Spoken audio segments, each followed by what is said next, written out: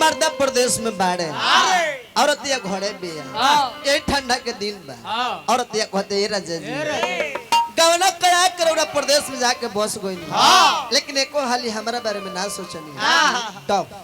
दे बबुआ औरत या कहती है हाँ हाँ लैला गाबना करा के गइल घर बैठा के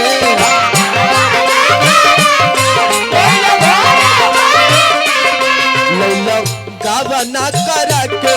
गइल घर बैठा के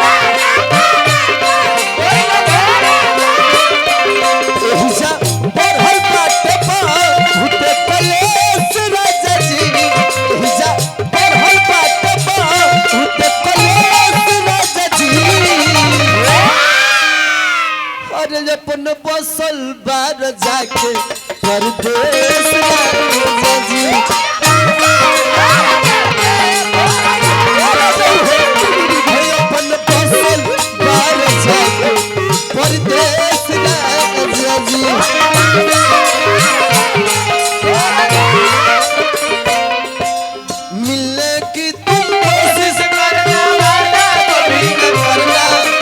मिलने की तुम कोशिश वादा कभी न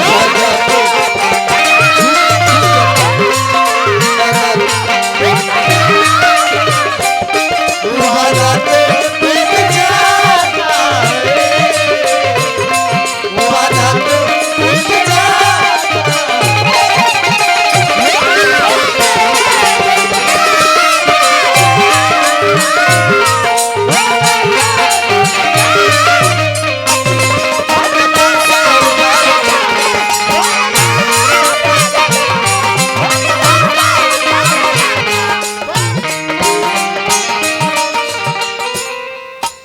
गुड्डू जी हर गीतवा पीट पाट के ना होला हेलो गुड्डू गुड्डू देखले बिरह रस के ई लोग के ई ना बुझाला बिरह रस के करा कजर ई ना बुझाला और दे लेदारिये लेखा सब में खाली पीटे के फेर में रहे सब कमी बैठे कोईता में आर रतिया कहती है राजा जी जब सजिया बजाइले तो ठंडा में हमरा दोसरे मन करेला सर हो सिंगार हमर अरे देता ओ रहना काटनियन बजे लगे अरे ओढ़ना बिछाना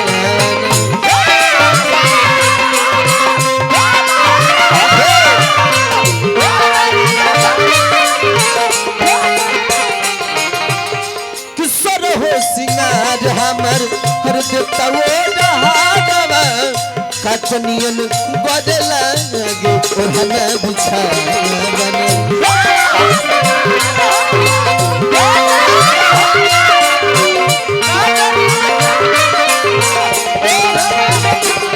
हमारा लागत कि रवा उजा करो 350 झरा गई एही से भइल बाटे पगा लिख भेस राजा जी एही से भइल बाटे पगा लिख भेस राजा जी अपने फसल बार जाके परदेश राजा जी अपने फसल बार जाके परदेश राजा जी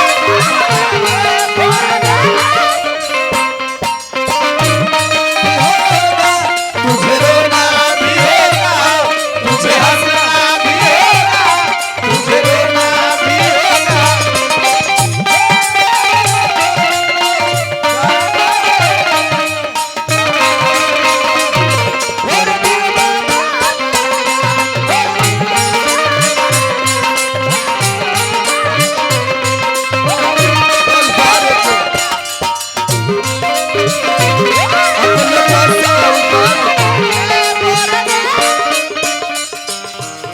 अरे भाई ठीक ना कोनी और रतिया कहती है जे घरी रवा गावा ना करा के लले रही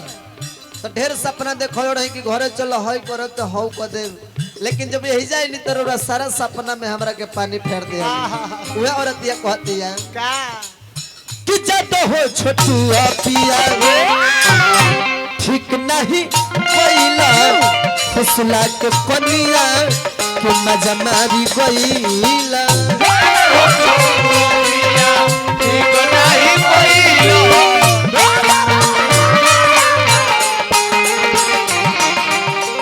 चल जी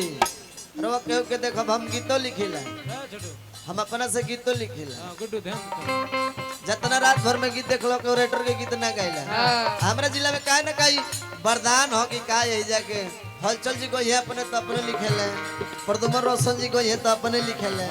हम गाइला अपने लिखिला अपने गाइला सब अपन है ई एगो बनड़ा के छोरा यार पागल से मुंह गाल लागे वो फुला रे वो बाल लेता है कहतर के डीजल पे हां डीजल सही कहला है और ते कहती है डीजे पकाने वाला ए बबुआ जी अरे जादो हो छोटुआ पिया ठीक नहीं कैला फुसला के पनिया के मजा मारी गईला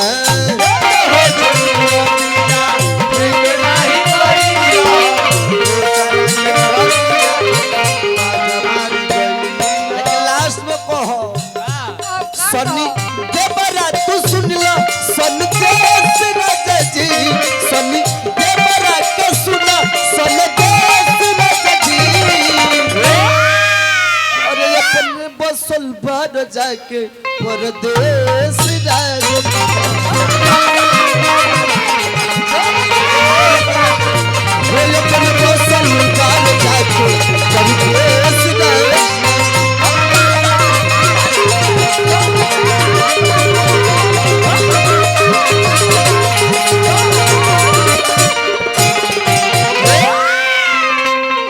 सब बात ठीक लागल है एगो बात हमरा ठीक ना लागल कहले कि देखो टोपी पहनले बड़े कदो अशोक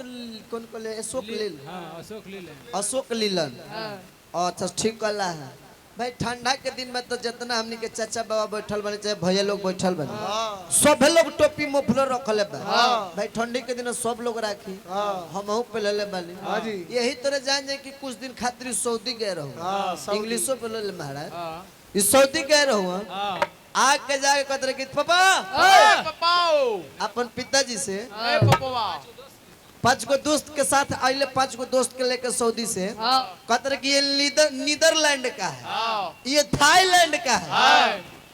तो बाबूजी खिसा करे रे 2 साल खातिर तू दुबई ने सऊदी ना कोई लेके कहे लगले कि नीदरलैंड का ये थाईलैंड का देसी मुर्गी बिलायती बोल देसी मुर्गी बिलायती बोल चलो मैंने एक्सेप्ट किया कि ये थाईलैंड का है ये नीदरलैंड का है तुम मेरे लैंड का हो या नहीं हो ये बोलो मेरे लैंड मतलब भूमि मैंने मेरे भारत सर्वजीवी का मेरे लैंड का हो कि नहीं ये बताओ बोलो जवाब दे लेकिन ना हम दादा के लाइन हाँ भाई तो दोनों आदमी के तो एक एगो जन्मभूमि एक भूमि धरती पर के झाल लेके अवतार ले ले बतावा अब बताओ ता ई जानवर वो ऐसा छोटा ब्यास है कि खतरा में। एगो चदर नहीं खे किना हमार चदर लेके बेर पर कहतर के देखो दौड़ी ओर के बैठल बा बॉम्बे से बोला हट बा है हां तोरा वो चदरवा आर्मी के है आर्मी एगो आर्मी जमन गिफ्ट कइले बा मेघालय में उनको अभी पोस्टिंग बा उहे प्रोग्राम में गिफ्ट अब प्रोग्राम में गिफ्ट भइल बा आ तहां लोग के गिफ्ट का होई का गांजा चीनी मसालाई काजी गलती बात नहीं तोरा ठकई था एगो चमड़ा के चिले ए बबुआ हो राम कथा हमनी के तनी अधूरा ना छोड़